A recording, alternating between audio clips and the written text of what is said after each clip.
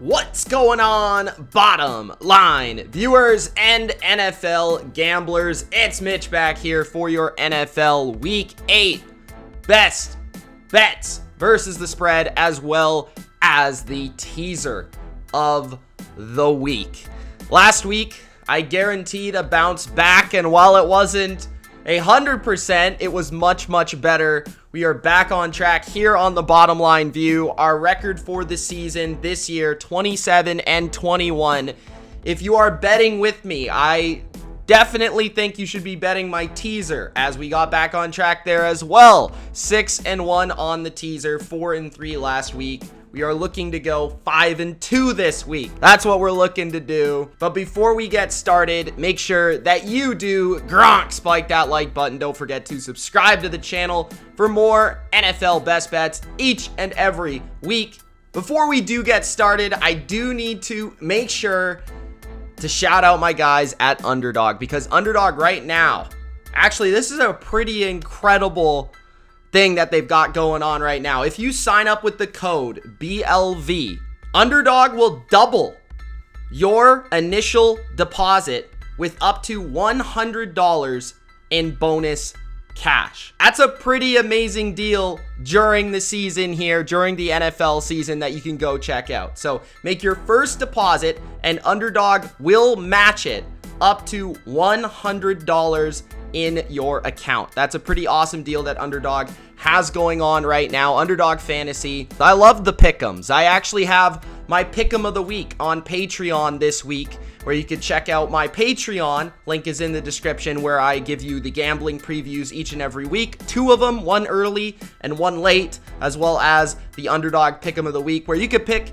5 different over-unders. You could pick 5 different rivals. Maybe you got Tom Brady versus Jameis Winston, something to that degree. Go head over to Underdog, check it out. I love to play Underdog Fantasy. I got a bunch of best ball leagues that I've been tracking all season long. It's a lot of fun, so go check it out. Link in the description, but that's an awesome deal, so take advantage of it right now. Now, let's get to the best bets. Best bet number 1 for Week 8 of the 2021 NFL season is the Cincinnati Bengals minus 10.5. Yes, it's a big number, but they're playing the New York Football Jets. The New Jersey Jets are terrible. You could argue they are the worst team right now, other than the Houston Texans. And somehow, someway, this line is only 10.5. I think, you know what it is? I think it's because their name is the Bengals. People still think the Cincinnati Bengals are the Cincinnati Bungles. That's the problem. But Cincinnati is legit. And I think the only reason this is not 14, 13, something to that degree, is because of the name, the jersey color, the helmet. If you actually look at the matchup, it's a dreadful one for the Jets. The Jets have allowed the most fantasy points to running backs. Joe Mixon is on the Bengals. You got T. Higgins, Jamar Chase, Tyler Boyd at wide receiver. The Jets have the worst cornerback group in the NFL. Joe Burrow is a lot like Mac Jones, or you could say Mac Jones is a lot like Joe Burrow. He diced them up last week. Pocket quarterback, very accurate, all that sort of stuff. He's going to do whatever he wants. So the offense is going to put up 30 plus. Then you got a Cincinnati defense that is very slept on right now. They're very good versus the run. That's not going to help out Mike White, who is starting at quarterback for the New York Jets, who is, sure, not much of a difference from what Zach Wilson has shown as a rookie, but still, it's Mike White. Are you kidding me? Any chance to bet against Mike White? I'm going to do so. So give me Cincinnati, who right now is one of the best teams in the AFC, over the New York Jets by more than 10.5. Best bet number 2 is the New England Patriots in LA plus 5. Now, this number is different depending on which sportsbook you're looking at. I've seen 6, I've seen 5.5, I've seen 5, but the action has recently moved in favor of betting on the Patriots. And here is why. We just had a report that Austin Eckler has actually been out of practice, so he might not even play now after a bye week where you would assume he was getting healthy. But Austin Eckler has come up in practice with an injury that may keep him out, which would be a big impact on this team, because I believe that the Chargers need to have some sort of running attack, some sort of rushing attack to at least phase Bill Belichick to not allow the Patriots defense to just come out and play 7-8 DBs the same way that the Ravens did to take away Justin Herbert and to pressure Justin Herbert and to take away Mike Williams and Keenan Allen. Because Bill Belichick last year forced Justin Herbert into his worst game of his entire career. The Patriots went to LA, and yes, it was Anthony Lynn's Chargers, not the Brandon Staley Chargers, but still, Justin Herbert was there, Keenan Allen was there, Mike Williams was there, the offense was there, maybe a lesser offensive line, but also a lesser Patriots defense was in that game, and there was no Matthew Judon. The matchups exist for the Patriots in this game defensively, where J.C. Jackson could lock down Mike Williams. Matt Judon is facing a backup right tackle that he can take advantage of. And Christian Barmore on New England has dominated the last couple of weeks inside that defense as a stud rookie that could maybe pressure Justin Herbert up the middle. So no running game would really take away that balance that maybe the only offense to attack New England this year. Dallas actually had that attack of balance that could keep Belichick and his play calling off of balance. Then you flip to the other side of the football, and the New England Patriots are a really tough matchup for Brandon Staley's defense because the Chargers have been the worst rushing defense in the NFL this year. They have ranked dead last in yards per attempt, 32nd, and rushing yards. They have allowed a minimum in their last 4 games of 140 rushing yards per game. So New England is going to look at that Cleveland tape with a very similar rushing attack to Cleveland, and they're going to have pulling guards, toss cracks outside, and they're going to be just steamrolling the Chargers, who are a little bit of a smaller defense. They are built to stop the Chiefs. They're not built to stop the Browns, the Patriots, those sort of powered old school 90s type offenses. Mac Jones is playing well. He's comfortable. The offensive line the last 2 weeks has been very, very good, and I think that's very underrated about this team. Moving Onwenu out to right tackle, having Ted Karras at left guard has very much helped this offensive line run and pass the ball. I just think New England now is finding their identity, and they're playing a team that I don't think matches up particularly well. Lastly, but certainly not least, the Chargers are also one of the worst special teams in football. And when you play Bill Belichick and you have a bad special teams, that's never a good thing. So personally, I like New England to cover this number and potentially even pull off the upset in LA, a stadium where they might have 50-50 split in terms of fans. My third best bet of the week is the Tom Brady Tampa Bay Buccaneers -6 over the New Orleans Saints.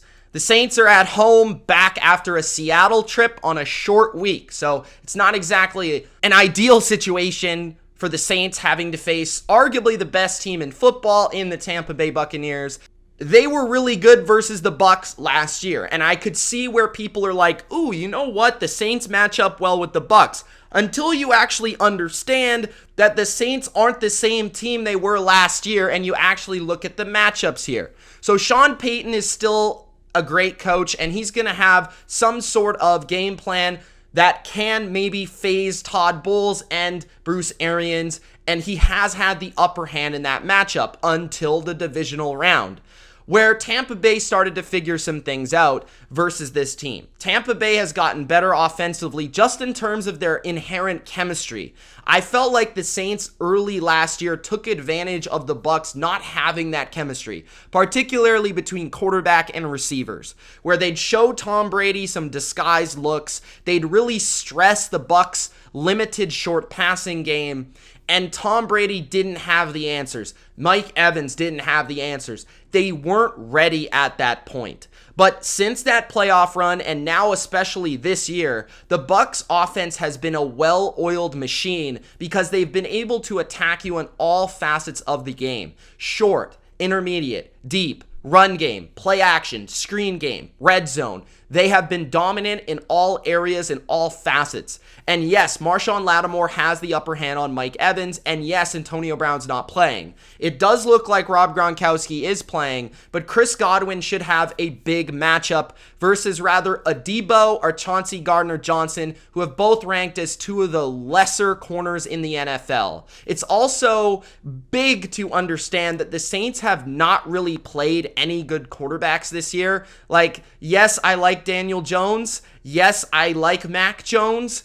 But the others are like Sam Darnold and Geno Smith, and you get what I mean, right? They haven't really played anyone in the caliber of Tom Brady since destroying Aaron Rodgers in week 1, where we just throw that one out because we know that the Packers were not the same team. Daniel Jones had over 400 yards versus this Saints defense, if you do recall.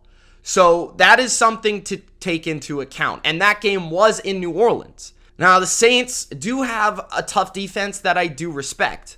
But I just look at Tom Brady and this offense and the way that they're not going to be fazed by this pass rush. I think they still have mismatches even without Antonio Brown in the secondary. And it's going to be tough for the Saints defense to carry this team. And what do I mean by that? Because it's going to break eventually. Because their offense, I don't see really moving the ball in this game. Jameis Winston is limited as a quarterback. And especially with the weapons he has at his disposal. They don't have really great receivers. We saw that versus the worst secondary, arguably, other than the Jets in the NFL and the Seahawks. They can barely cover. And they still lock down Callaway and Traquan Smith. And I don't think Deontay Harris is in the lineup. Now, Michael Thomas might be in and out of the lineup. But he hasn't shown to have great success versus Tampa Bay over the last year or two. So it really feels like they have to force Alvin Kamara, and that's versus the best run defense in the NFL.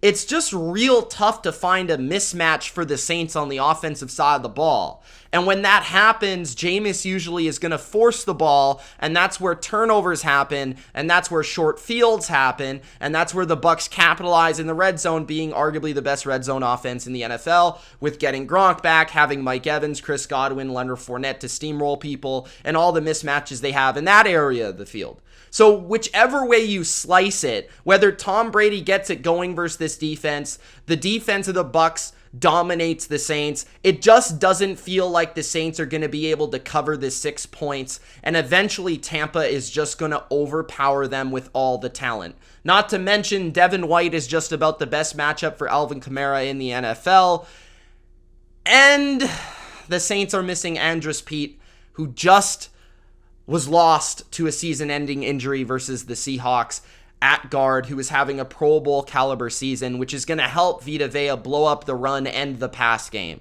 So Jameis Winston, even though he's facing his old team in a potential revenge spot, Bruce Arians knows him best, and I think that helps the Bucs here to win and to cover. My fourth best bet of the week is the Dallas Cowboys at Minnesota -2.5. The Dallas Cowboys are undefeated versus the number in 2021, which certainly makes me feel a little bit better about this bet. But what makes me feel even better about this bet is, just like the Saints defense, I think the Vikings defense, who's facing an elite unit this week, just like the Saints are, haven't really faced many elite units since early in the year in Cincinnati and Arizona, where they did actually lose those games and gave up a lot of points. When you look at the Vikings defense, they've gotten a lot better facing some really bad offenses. They faced the Lions, they faced the Panthers, and they faced the Cleveland Browns with Baker with half an arm. So Baker Mayfield was missing all these throws down the field to OBJ. There is literally a highlight tape on Twitter of it if you want to check it out. And it feels like the Vikings are not a good matchup defensively for what Dallas wants to do, and it's going to be really hard for them to slow down Dak Prescott, Zeke Elliott, and company, because the Vikings are not good versus the run. The Vikings rank 29th in yards per attempt, 26th in overall rush defense. There is no Patrick Peterson for the Minnesota Vikings, which thins out the cornerback group of the Vikings to take on CeeDee Lamb, Amari Cooper, and now potentially Michael Gallup. They have too many weapons, too much speed on the perimeter versus slower corners like Bashaud Breeland, which forces your defense into a bind. So they can't really defend the run, and they can't really stack the box because their corners are limited. And if they stack the box, they're going to get burnt over the top by one of the best quarterbacks and receiving cores in football. Overall, on a fast track, in a dome, on prime time, Cowboys coming off of a bye, Cowboys well rested, defensive side of the ball has some pass rushers in Parsons and Gregory, who are two of the top graded in the league by PFF. When the Vikings get to a point where they have to drop back and pass, that's where they expose their bad tackles and bad offensive lines. That's where Kirk Cousins can't escape, can't get around, and that's where you see the Vikings always deteriorate. No matter how good their receivers are, the offensive scheme, passing, and drop back passing is limited, and that's where you give the Cowboys defense an edge. Even if the Vikings can run the ball in this game, I don't think it will be enough to keep up with the Cowboys, especially if the Cowboys jump out to an early lead where the Vikings will be forced to pass the ball more. The Vikings actually have been a very conservative passing team in the first half, which could lead to the Cowboys jumping to a first half lead and therefore just steamrolling the Vikings in this primetime spot. A lot of things here, even though this is in Minnesota, a tough place to play, do seem to lean towards the Cowboys continuing their streak versus the spread. So I'll take Dak Prescott on his MVP run to cover once again in Minnesota on Sunday Night Football. My number 5 best bet of week 8 is the Buffalo Bills. Yes, the Buffalo Bills, favored by a lot over the Miami Dolphins. It is right now 14 points, but this is why I like it. First, the Buffalo Bills with Josh Allen have dominated the Dolphins and Brian Flores. So much so that last year, heading into the playoffs with Miami in a must-win scenario, they got smoked by the Bills by double digits. Like, it was really bad. Tua had maybe his worst game of his career, and Buffalo with their backups dominated Miami. Then you come into this year, and they beat them 35-0 in Miami. Now you have the Bills playing their best football off a bye, well rested. Now they're pissed off because they lost to the Titans. And you got Josh Allen facing a team that likes to blitz. I always love that because there's nobody better at facing the blitz. You got Stephon Diggs in this receiving core burning a overrated secondary and an overrated defense in general. You have the number 1 defense according to the stats in the Bills facing an offense that's very limited in terms of one-dimensional. They're going to have to pass the ball, and when you get just pin your ears back, rush the passer Buffalo Bills defense with Sean McDermott scheming up the coverage, that's going to lead to some Tua mistakes, who's not very good under pressure, who, yes, has looked better, but he's played Jacksonville and Atlanta defensively. Not exactly the best defenses in the NFL. Plus, you look at home favorites of 10-plus points this year are 8-3 versus the spread. Brian Daboll owns Brian Flores, both former New England guys. I really like Buffalo in this spot. Perfect for them to get a huge blowout win at home. Miami lost in London, traveled without a bye back home to play Atlanta, lost again. You've got the Tua stuff with the Deshaun Watson madness, and that all mixes together into a pot that screams take the Bills this weekend. My 6th best bet this week is the LA Rams, minus 14.5 at the Texans. In Houston, doesn't matter. I don't care. Here's the problem with not taking the Rams.